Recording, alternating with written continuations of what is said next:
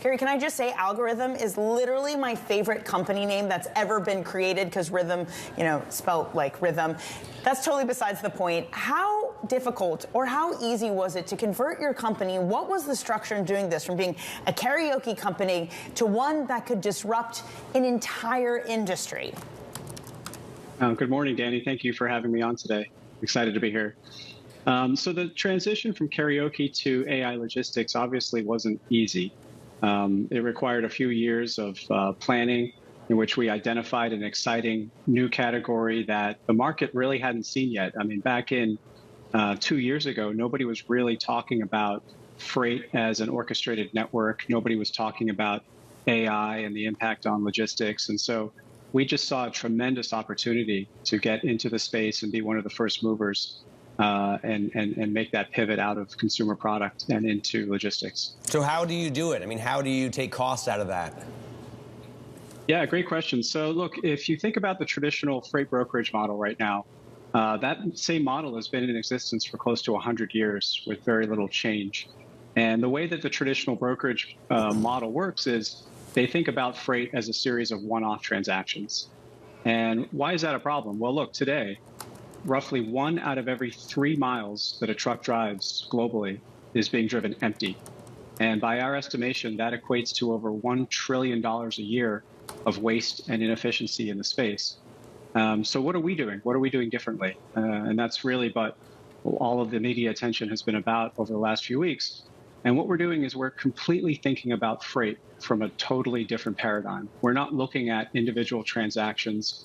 We're not looking at how do you get a load from point A to point B.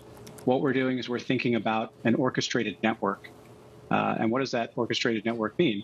We're looking at flows. We're looking at how does a truck go from point A to point B to point C and then back to A again.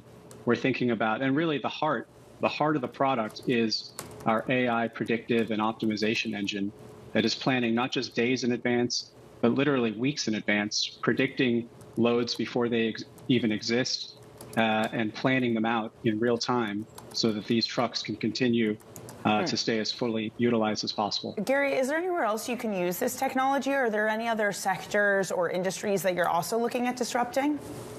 Well, I mean, certainly for now, look, there's a ton of blue sky when it comes to the truckload transportation space. It's the backbone of the global economy. It's a $3 trillion a year industry. And so there's plenty of room for us to operate there. And I think the benefit of our orchestrated platform really serves the trucking industry the best because it's a dynamic network, right? It's different than ocean, different than air, different than rail. Those modes are much more structured in the way that they move goods. Whereas transportation with trucks, they're constantly moving all over the country. And that's really where our platform excels the most.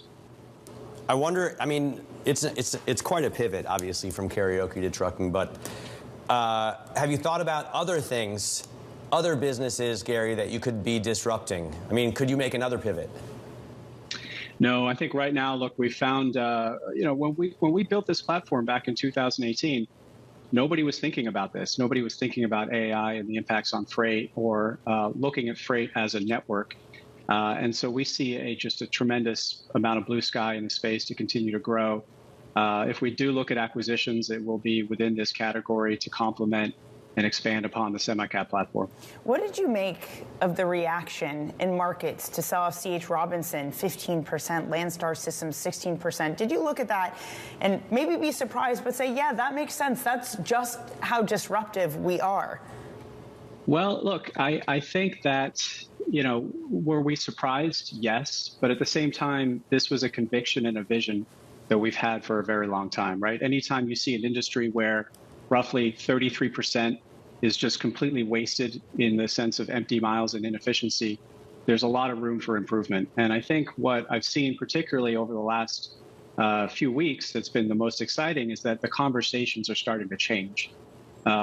If you had asked somebody a year ago, everybody was saying, well, this idea of an orchestrated network, it's just too theoretical, right? Let's see it work in practice. Now, over the last 2 weeks, we've had some of the largest logistics service providers, carriers, bankers, analysts, all reaching out to us, inquiring as to how does this model work? How is this model going to disrupt the status quo? And I think what I've been most surprised about is just the open collaboration that we've been seeing from the industry in general. Well, I mean, this is the promise, right, of AI. This is the good side of the coin. You can reduce friction, bring down prices, and the end consumer can save money. Society benefits. It's a very serious story, but I have to ask the unserious question about your favorite karaoke song, Gary, because you must have one. I get that question actually a lot. So my favorite karaoke is "Don't Stop Believing," just because classic. It's a classic, and also when you believe in yourself and you have conviction, good things tend to happen, and we've seen that play out here over the last few weeks. So I just have to go with that.